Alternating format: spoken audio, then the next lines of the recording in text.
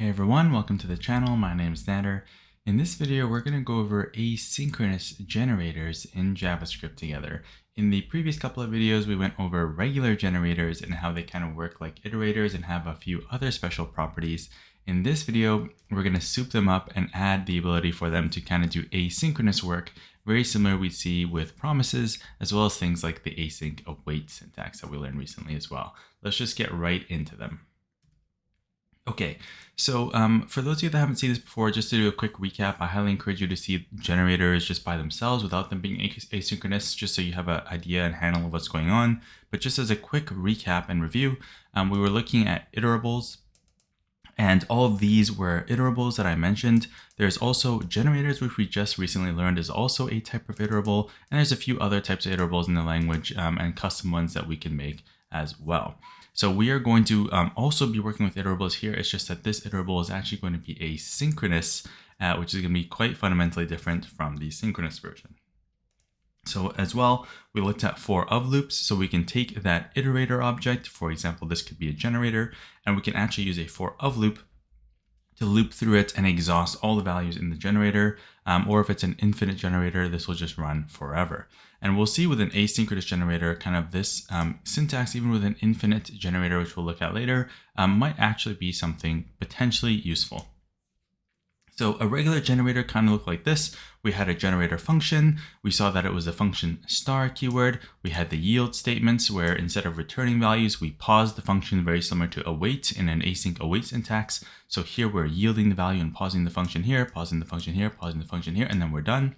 We created the generator object by actually calling our function, and then we could actually get the next properties out of it by calling .next. And we saw how the for of loop actually calls .next on our behalf for us behind the scenes and checks for this done property to see if it's true or false. As well, we can actually get access to the actual values being spit out by the generator inside the value property. So that kind of looked like something like this, where we had that generator and then it was pulling out the values in a for of loop like this, and we could do something like 1, 2, 3 if we had this particular generator set up. So that's all review. Again, if that doesn't make sense, definitely take a look at the generator video because we kind of go through it in that one. But now I have a question for you. And that question is, how would this work if we wanted to yield, but instead of yielding kind of these regular values like objects or arrays, or in this case, numbers or strings, what if we wanted to yield a promise, right? How might that work? Okay. So I would actually like to show you one potential solution that you might come up with. I'd like you to think of this on your own first, and then we'll actually look at a potential solution. All right. So this is probably something you might have come up with. Okay. So we're actually going to code this together, but I just want to go through this really quick on the slide first. So this is still a regular generator. Okay. We're creating a generator, but this generator just happens to be yielding promises instead of regular values like objects or arrays or things like that. In this case, we can see that the yield syntax is giving us a promise object, and this promise is resolving after 1 second with the value of 1. Okay, and we can create the generator object, and then we can actually console log out next. So I kind of want to show you kind of how this works in code. And some potential issues we might run into and how we might be reaching out for different solutions and kind of why async generators exist in the first place. So let me pull up my code editor here, and I'll just do a promise.js here just to show you how it works with regular generators. I probably should have called this regular generator, but we'll just go with this to start. So I'm going to create my regular, I'll actually just follow kind of this exact instance just to show you kind of how this would work with a regular promise. So I'll say const generator is equal to, I called it counter there, but I'll just go with this, a function star, and then we can actually start our function syntax. And this is what tells JavaScript this is a regular generator, in this case, a generator function. And inside of here, we can yield values. So instead of just yielding like 1, 2, 3, for example, we're actually going to yield that promise object. Okay, we saw this in the promises video. A promise object takes a resolve and a reject, and we can call that resolve or reject after some amount of time and actually turn that promise into a settled state of being resolved or rejected. And we can actually use .then to pull that out later. Or we can actually await this promise using the new async await syntax. So I'm actually going to create a set timeout in here. And I'm going to say that this timeout is going to take 1 second. Okay, and I'm going to resolve this promise, let's just say with a value of 1 after 1 second. Okay, so to start, I just want to show you kind of how we would even create this object. So I'll just call this generator object, and then I'm going to say this is calling our generator. And I want to log out 2 things here. I'm going to log out our generator, and I'm going to log out our generator object. I'm also going to log out calling .next, which is going to pull out the value from our generator. Okay, so we have our generator object, and we saw that we can use .next to pull out the value. Now, this is not really a trick question. I just want you to think simply, as best as you can, if I do this, generator object .next, right, what are we actually going to get logged out here? All right, so I'm just going to pull up my terminal, make sure I'm in the right folder here. I'm going to run node promise.js. I hope you give that a chance and a thought. Let's take a look. And okay, I hope that you got it right. If not, don't worry. This was a really tricky one. This is actually just a regular generator function, right? This one right here, generator.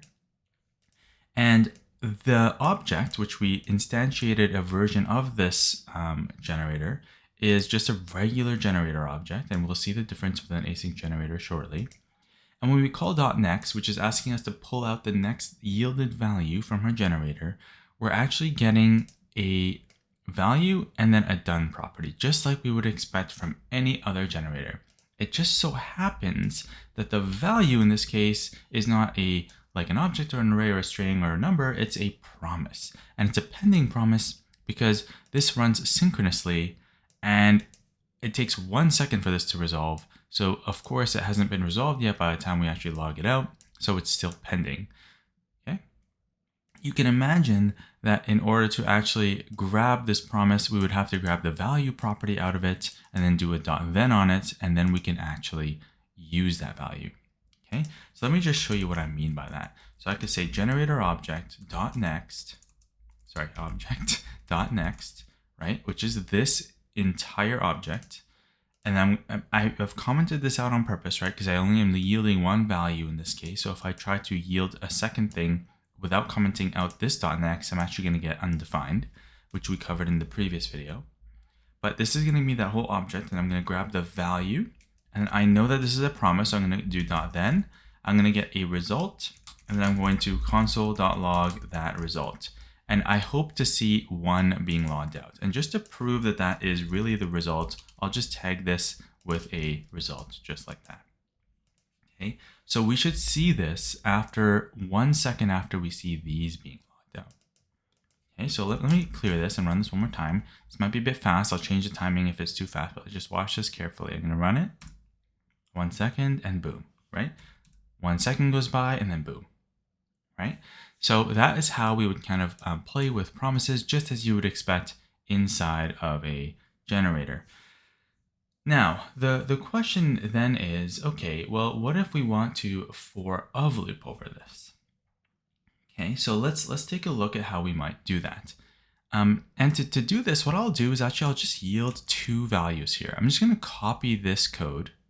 Okay, and I know I can use a loop for this, but I'm just going to paste it just to make this super simple. And I'll do a 2 here, and maybe this will happen after 2 seconds. Okay, so we're yielding this promise first, and then we're going to yield this promise. This is going to take 2 seconds with 2, 1 second with 1. Okay, so now I'm going to comment this out right here, and I'm going to try to figure out how do we use a for of loop. So let's just try this by default. I'm going to say for const, and I'm going to say, I'll just call this a promise, just because we know it is, of our generator object, right? Because we're going to loop through this generator, because we can create multiple of these if we want, each with their own internal states. And if I console.log out that promise, let's see what we get. again, I'd like you to think, right? What do you think we're going to get, and how long is this loop going to take to run? Is it going to take 3 seconds? Is it going to take 1 second, 2 seconds? Is it going to be instant? I want you to try. This is really, really challenging. Okay, so I'm going to clear this console out. And here we go. We're going to run this one more time. So we're going to see our generator function, our generator object, and then let's see what we actually get with these console logs down here. And here we go. Boom. All at once, right?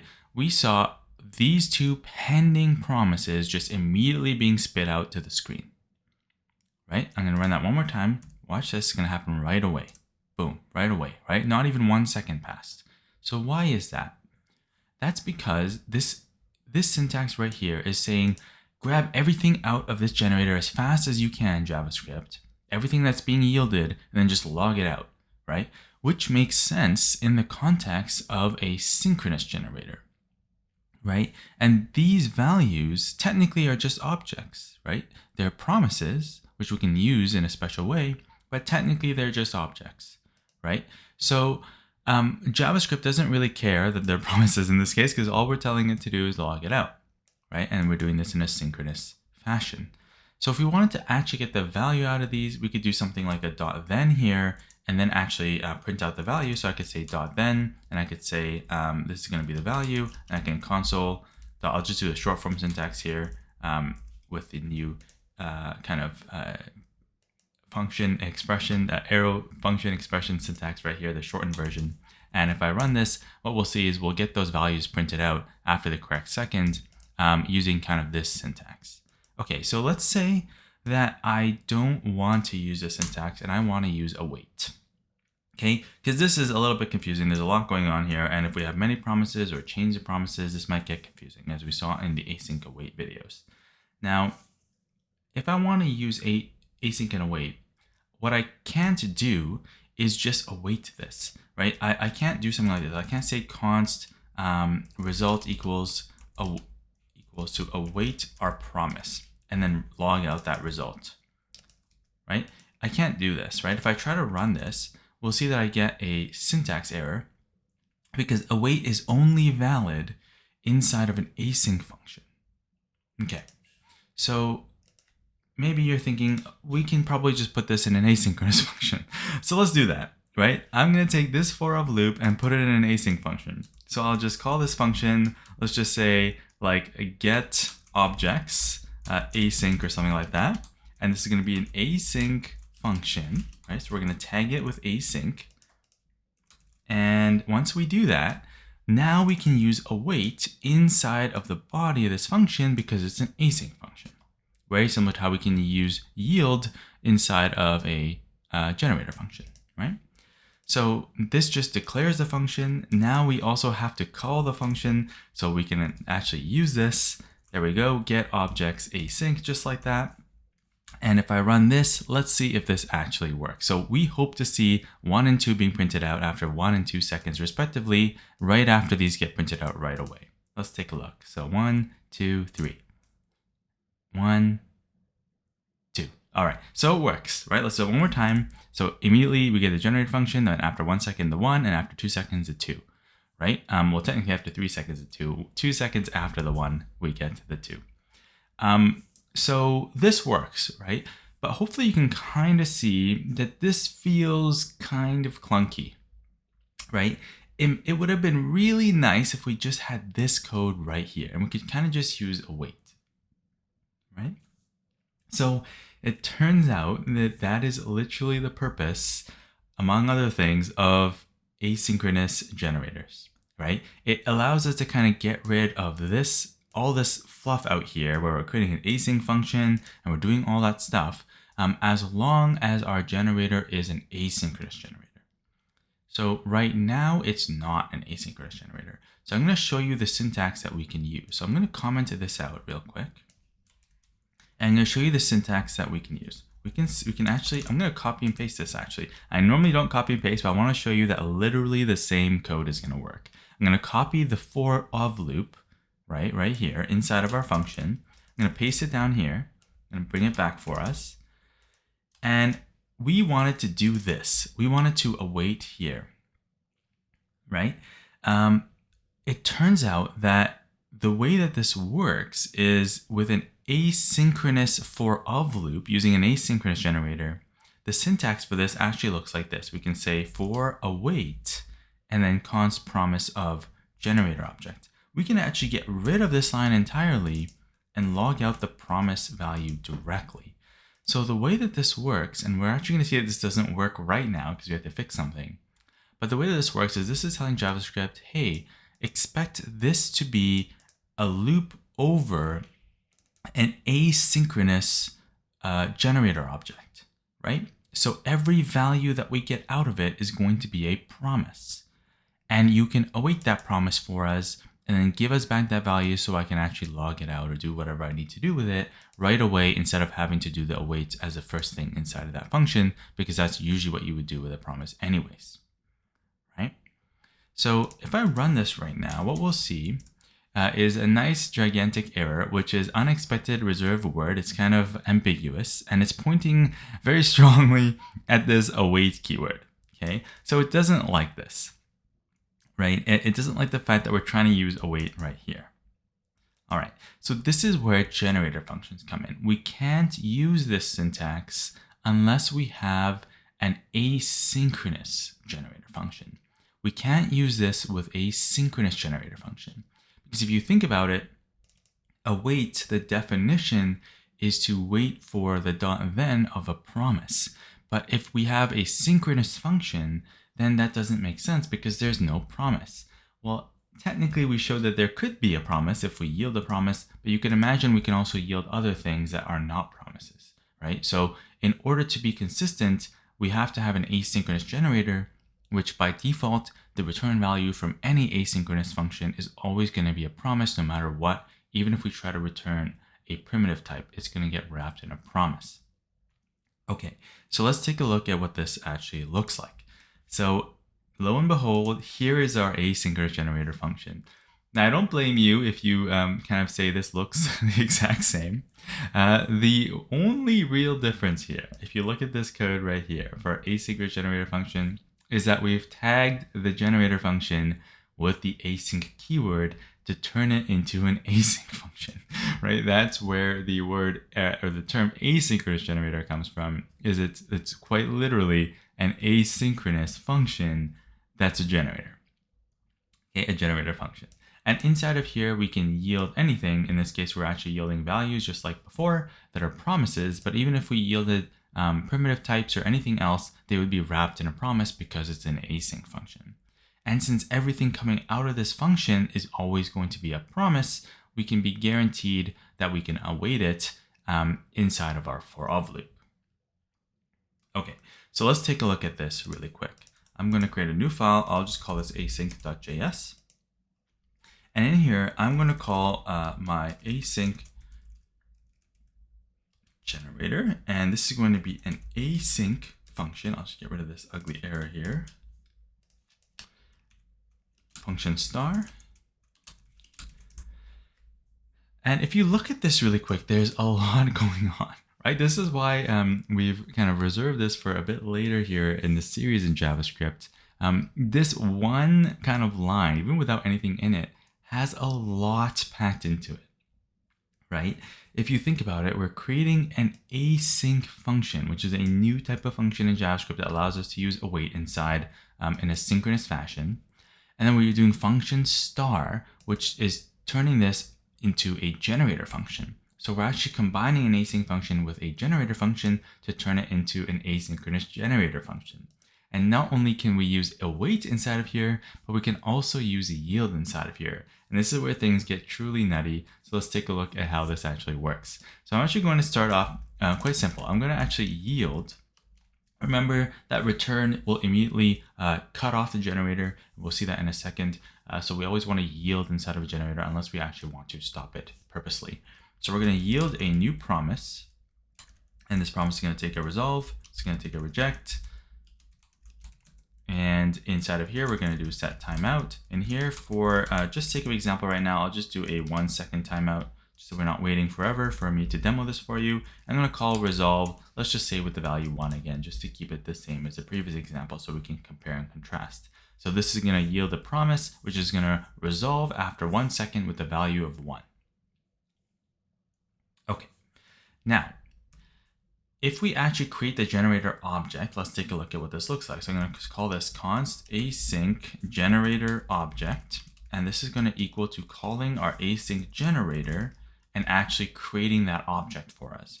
So take a look at this. I'm going to log out our async generator as well as our async generator object.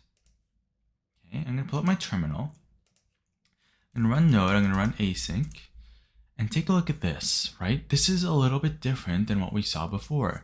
If you recall, in our previous synchronous generator function logging, we had a regular generator function and a regular generator object. However, now JavaScript is recognizing that this is an async generator function, right? Hence the topic of this video. And this is an asynchronous generator object that is being created by calling our async function. We could create as many of these as we want, right? We can create 1, 2, 3, 4, 5, as many as we need. And they would each remember where they are in their own yield statements if there's many yields going on. Okay, so let's take a look at this now. I'm just going to remove that for now. And I want to show you how we can actually use this. So now what we can do, and check this out because this is truly, truly quite wild. We can say for await, okay, and we can say our regular const promise of our async generator object, right? Because we've constructed a single object from our generator. And now if we console.log out the promise, this is where things get kind of nutty. What are we going to get if we actually try to run this code in our terminal? Let's take a look. I'm going to run async.js and we get, I just realized that I actually made a goof here. So I got too excited for our for await of loop here. I forgot to actually put this in an async function. And this is probably a good opportunity for me to mention that await, we still can't get around this rule in JavaScript in general. We still can only use await inside of an async function, but this new syntax will only work with asynchronous generators. Okay, so what do I mean by this? We still need to wrap this in an async function. So I'm going to say const, let's just say async generator executor, and I will create a function here, and I'm going to tag it with async in a second. And right now I can't actually use await in here, so I have to tag this with async just like that for it to actually work, right? So since this is an async function, now I can use await in here correctly, and all I have to do is call this function. So in newer versions of kind of JavaScript runtimes, it's possible to actually run await outside of an async function, and in certain cases, I believe in Node.js and like modules and things like that, in certain ways you can actually run it outside of an async function, which we're going to get to some degree in future videos. But for now, we're just going to assume that you have to have an async function to run await, because that is pretty much how you're going to see it in almost all the code out there for the most part. So in order to actually use await anywhere, even if it's in this fancy syntax for a for of loop, or in this case a for await of loop, we still need an async function to wrap it to allow JavaScript to know that await can be allowed in there. So let's once and for all see if this works. The moment of truth. I really hope I didn't make a mistake here again. Let's run our async.js code, and here we go. We get our one back out. That wasn't probably pretty anticlimactic to get our one back out after all that effort, but I'm going to show you how we can kind of soup this up shortly. So the most important thing here, right, to note, and this is different from our previous examples where we looked at regular synchronous generators, is that now this generator has all of the capabilities of asynchronous functions as well as generators. Okay, so we can permanently yield out values that might take some time. And this is going to become very useful for things like when we get to web development where we're maybe reaching out to a database or reaching out to an API. And some of those things sound kind of crazy and fancy, but once we get to those topics, some of this power will start to resurface. We can take a look at how we might take advantage of something like this. Okay, I'll try to even think of a project where we can actually start using this in practice. So that said, I do want to kind of show how this can be kind of interesting in the context of the asynchronicity of it. So that kind of gets us to one of our next topics here, which is the infinite counter. So we saw in the previous video on generators that were synchronous that we could actually create an infinite loop inside of a generator. And that worked because that generator would constantly pull out values on demand. It was called lazy evaluation. So we could have something like this where we have an infinite loop. Notice a while true loop here. And in this case, since it's an asynchronous generator, we can actually yield out promises, right? Notice that this is an async function. And in here, we're going to, in this case, resolve with the value I after 1 second. I just realized that I didn't actually write this code properly. This is supposed to be a set timeout. I think I always sometimes have a little bit of a brain fart when I'm writing these. Let me just fix this really quick just so it's not too confusing. This is supposed to be a set timeout. And then inside of this set timeout, we're going to do kind of this thing after 1 second. Perfect. And it's going to look kind of like this. These brackets always get kind of messy, and I think it looks kind of like that. So that should be about right. This is going to resolve after 1 second, and each value that's going to be resolved, it's going to increment by 1 every single time it gets yielded because of this statement right here. So we know that these generators run top to bottom, right? And if it's running top to bottom, first, when we generate the object, it's going to pause on line 1. It's not going to execute. We're going to start it at 0. We're going to start an infinite loop. So the next time that we call .next, we're going to come into the loop, have an I of 0, yield the promise that resolves with 0, right? After 1 second. Then after we call next again, we're going to increment it by 1. We're going to come up again and then yield a promise with 1 as a resolve. Okay, that might be a bit confusing, so let's see this in practice. Just going to open up my VS Code. I'll just call this infinite.js. What I'll do is I'm just going to copy my asynchronous function here just for sake of time. I'm actually going to copy all of this right here just so that we can have less time in this video and we can actually focus on the interesting things. So I just copied our yielding our promise, which resolves with the value 1, right? And the only difference here is that we want to resolve with a different value. So I'm actually going to call a new variable here, I, at 0. I'm going to create a while loop here that's actually going to be yielding this promise. Okay, and this while loop is going to be infinite. It's going to be a while true loop. Okay, so this code here is going to run forever. It's never ever going to stop. The reason this works and doesn't hang up our JavaScript system or our computer running the JavaScript code is because since this is asynchronous, this is going to take a second, and our computer is going to get a chance to run other synchronous code while it's waiting for this promise to resolve in the background. I'm just going to change the 1 here to an I, and then I'm also going to increment I, but after the promise is actually resolved. So in this case, after we kind of run this code and we pass the yield, then I'm going to run the I over here. Okay, perfect. So let's see how this code actually works. So we can create an async function, and I'll just say const async starter. I'll just call it, I think I called it something else in the other file, but I'll just make this an async function. And inside of here, we can use that for await of, right? So I'll say for await, and then const, I'll just call this each number of our async generator object, right? And then what we can do is, since this is already being awaited, we actually have the value right away inside of the number variable. So we can actually console log out that number. Okay, and to kick this all off, we actually have to call our function because this is an async function. So let's take a look at this really quick in practice, and then we'll actually go through it one time together to explain it. So I'm going to run node infinite.js. We have our 2 objects logged out, 0, 1, 2, 3. And now this is going to run forever, nonstop, until I actually stop it myself. But what's interesting is if I had some code down here, for example, console.log hello, and if I run this, we'll actually see this get logged out because it's not actually going to stop other code from running in our program.